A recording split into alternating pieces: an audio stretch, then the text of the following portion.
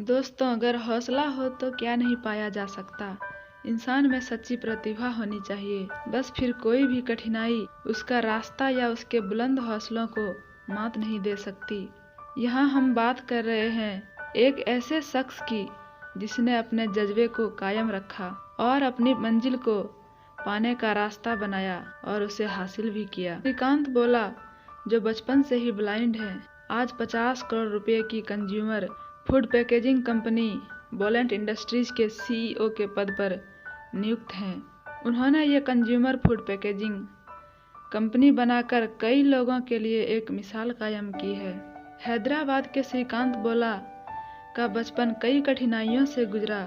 उनके परिवार की मासिक आय लगभग 1600 रुपये थी। आपको यह जानकर हैरत होगी कि जब श्रीकांत का जन्म हुआ तो उनके कुछ रिश्तेदारों और पड़ोसियों ने श्रीकांत के माता पिता को उनके पैदा होते ही उन्हें मार देने को कहा था। लेकिन श्रीकांत की किस्मत में कुछ और ही था। किस्मत भी उन्हीं का साथ देती है जो खुद पर भरोसा और अपनी मेहनत से कुछ कर दिखाने का दम रखते हैं।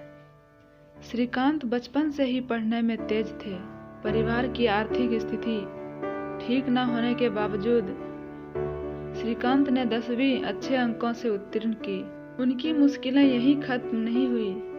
वह 10वीं के बाद साइंस पढ़ना चाहते थे, लेकिन उनके ब्लाइंड होने के कारण उन्हें इसकी इजाज़त नहीं मिली।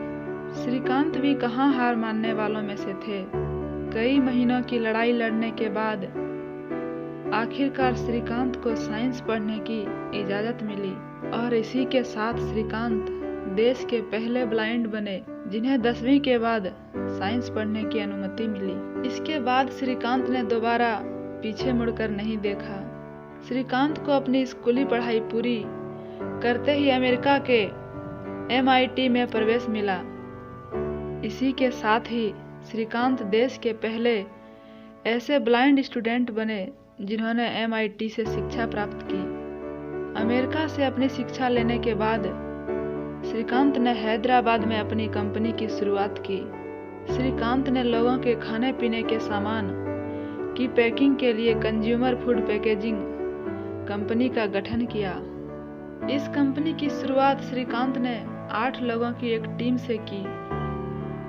उन्होंने इस कंपनी में सबसे पहले आसपास के बेरोजगार लोगों को जोड़ा, जिसमें श्रीकांत ने ब्लाइंड लोगों को काम दिया।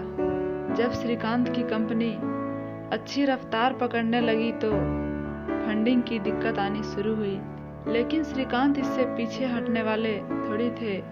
उन्होंने कई फंडिंग कंपनियों से और निजी बैंकों से फंड जुटाकर अपने काम को आगे बढ़ाया। श्रीकांत की कंपनी ने फर्श से अर्श तक का सफर तय किया। आज श्रीकांत की कंपनी के तेलंगाना और हैदराबाद में 4 प्लांट हैं, जिसमें हजारों की संख्या में कर्मचारी कार्यरत हैं। श्रीकांत कहते हैं कि जब सारी दुनिया उनसे कहती थी कि वह कुछ नहीं कर सकते, तो वह उनसे कहते कि वह सब कुछ कर सकते हैं।